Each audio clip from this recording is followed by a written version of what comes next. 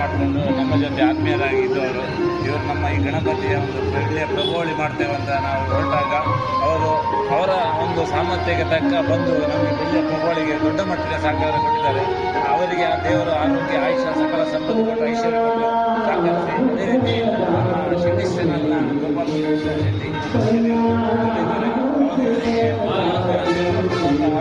ಶಾಲು ಸ್ಥಾನಕ್ಕೆ ಸಲ್ಲಿಸಬೇಕಾಗಿದ್ದಾರೆ. ಅವರ ಒಂದು ಬೆಂಬಲದಿಂದ ಇವತ್ತೊಂದು ನಾವು ಎನಿಸಿದ ಕೆಲಸ ಖಂಡಿತ ಒಂದು ಶೀಘ್ರದಲ್ಲಿ ಆಗಿದೆ. ಇನ್ನಷ್ಟು ಆ ಹಿರಿಯರ ಸಹಕಾರ ಅವರ ಜೊತೆ ನಾನು ಸಣ್ಣದ್ರಿಂದ ಒಟ್ಟಿಗೆ ಇದ್ದು ಅವರ ಜೊತೆ ಇದ್ದವನು.